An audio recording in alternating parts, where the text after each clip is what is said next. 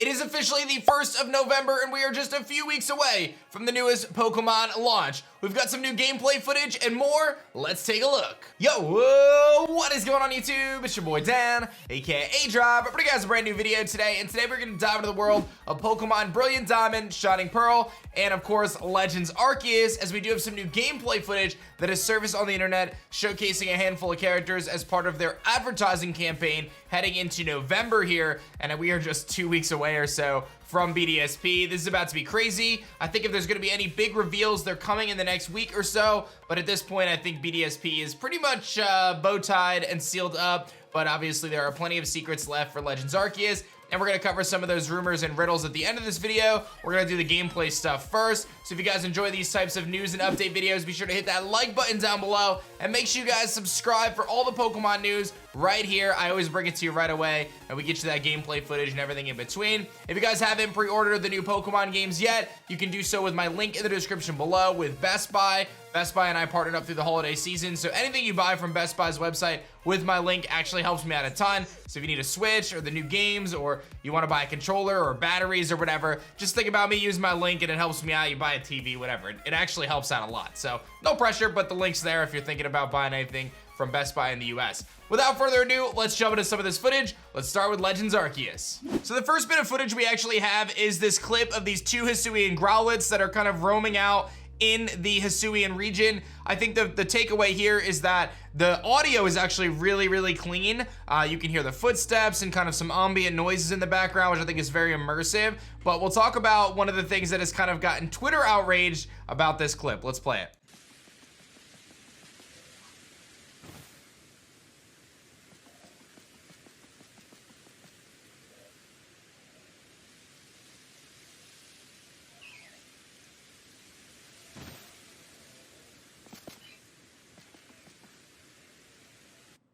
So as you can hear from that clip, you got audio for the wind blowing, you've got birds chirping in the background, maybe Starly. You can hear the footsteps, and when the Growlithe changes positions, you can also hear all of that. However, there's a really big thing that people are upset about, and that is in this screenshot here, Melkor on Twitter calls out the fact that the Growlithe is indeed floating. Now, my understanding, which is very limited in terms of video games, is when you have a kind of object on a slanted surface in video games, it's very often to get them to kind of connect properly, and this is an example of that. To me, I really don't care about this kind of stuff. I feel like I see this in video games all the time. It is a little disappointing, but the Growlithe is indeed floating, but it's got really cool audio. You guys can let me know how much you care about this. Again, for me, it's not a huge deal, but thought it was worth mentioning, as like I said, Twitter's a little outraged about it. From there, we've got the information about BDSP saying, as of today, several train stations and cities in Japan are showing advertisements for Shining Diamond and Shimmering Pearl, appealing to the scenes from the original Pokemon Diamond and Pearl games. There's QR codes that'll scan to create an AR experience. Luckily for you guys, I have all that here through Poke Experto, so we're gonna watch all the different little trailers that they have through this advertisement, and we'll see if we spot anything new. So the first one we'll look at is Cynthia, and it's really cool because they actually do like a callback to the originals through these little QR codes. And you see the original encounter with Cynthia, and now the encounter with Cynthia, of course, in Eterna Forest.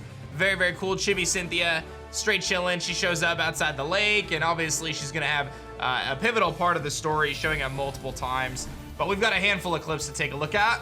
Here we have Professor Rowan, where you're getting your Pokeball, of course. And there's Professor Rowan as you stumble in without your hat. Chibi Rowan, of course. I don't know, man. I feel like playing it is gonna be great. The chibi style still has me feeling a certain way. I don't know, man. I don't know. I'm not totally sold on it yet. I think I gotta play the game first. And now we're gonna take a look at some of the Team Galactic members here as you run into them outside of the lake. Which, by the way, the new lake theme sounds really good. I like that camera angle. Looks pretty clean. Like, the battle animation is so good. Like, when you actually get into battle, it's so good. All the planets behind them, they've got the Toxicroak. Very clean. Here's another one outside of Snow Point. I'm very bad with my names. Is this Mars? I'm so bad with my names and the different people. But obviously, you got your rival there. You run into them. This is in the Galaxy Hideout, I think. And, of course, with the Skunk Tank. We've got another one. This might be Mars. I don't know the differences. Mars, Jupiter, Saturn. It's just the planets. Smiling at you.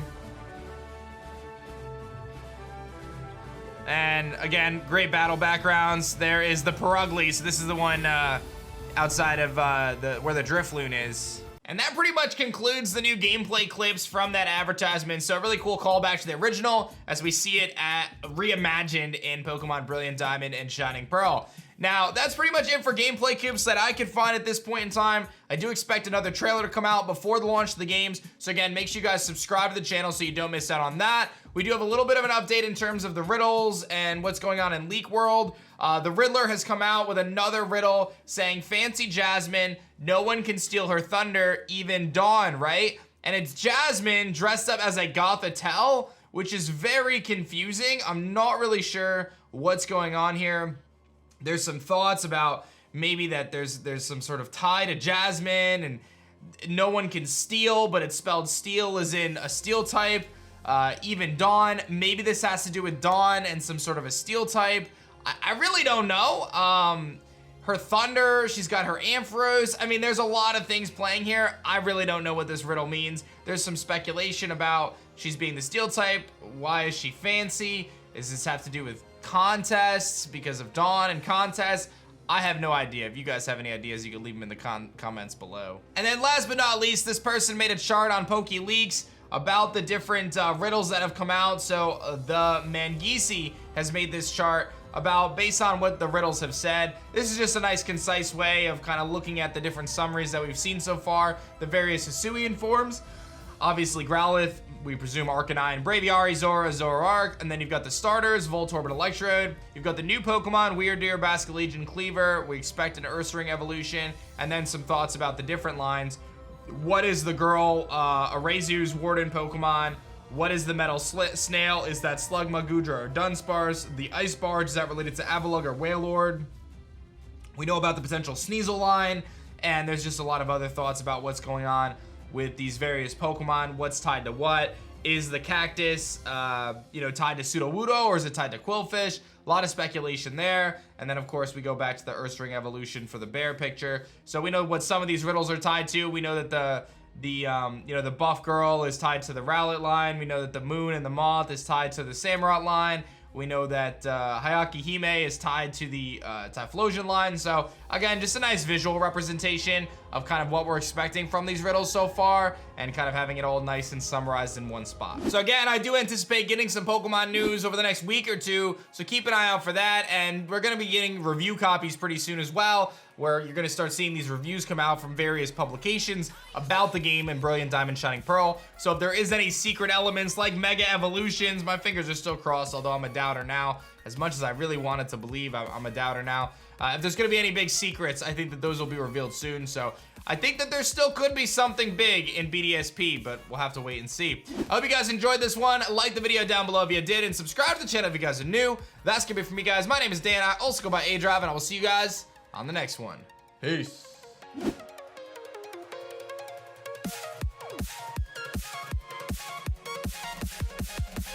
Butterfree, go!